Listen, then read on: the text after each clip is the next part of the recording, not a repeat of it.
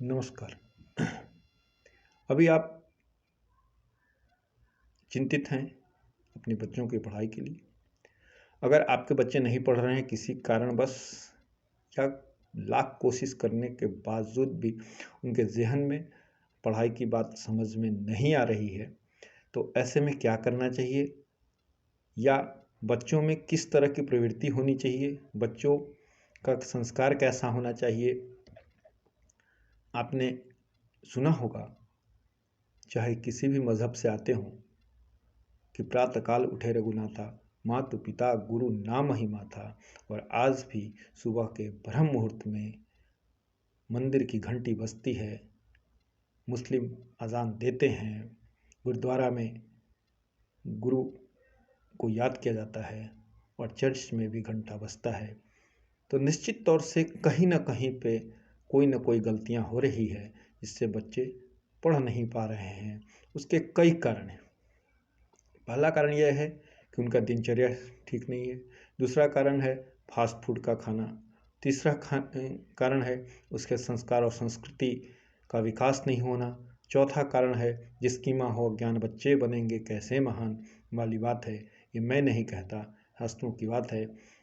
तो अंग्रेज़ों ने भी कहा था, early to bed early to rise makes a man healthy wealthy and wise.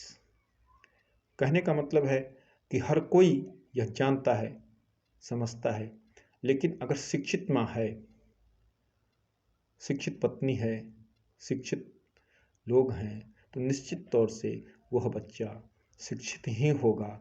लेकिन जहाँ अशिक्षा, शिक्षा और शिक्षा का मतलब ये होता है कि किताबी पढ़ाई नहीं, सर्टिफिकेट पढ़ाई नहीं, ज्ञान का होना।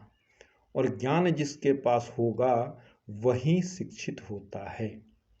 अज्ञानी व्यक्ति शिक्षित नहीं होता है। जिसने कल किताबी पढ़ाई कर ली है, उसको जाना नहीं, समझा नहीं, उससे तराशा नहीं, तो वह शिक्षित नहीं होता है। सोना एक द्रव्य पदार्थ है और उसको जब तक दूसरे के साथ ढाला नहीं जाता वो गहना नहीं बनता है। ठीक उसी तरह से शिक्षा भी उसी का नाम है, उसी का अर्थ है। अगले वीडियो में मैं आपको बताऊंगा कि बच्चे कैसे अपने आप पढ़ने लगेंगे, उनकी शिक्षा में कैसे निखार आएगा और उनके संस्कार को कैसे आप आगे बढ़ा सकते हैं।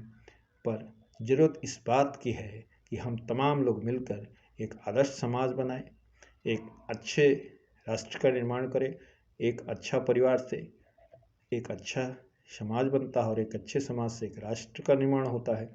तो मित्रों और दोस्तों, आपने बहुत से वीडियो देखे होंगे, लेकिन इस वीडियो में मैं आपको ये बताना चाहता हूँ कि कभी कभी आपस में लड़ना फितरत है इंसान की, पर नफ़रत की आंधी फैले ये माँ का अपमान है।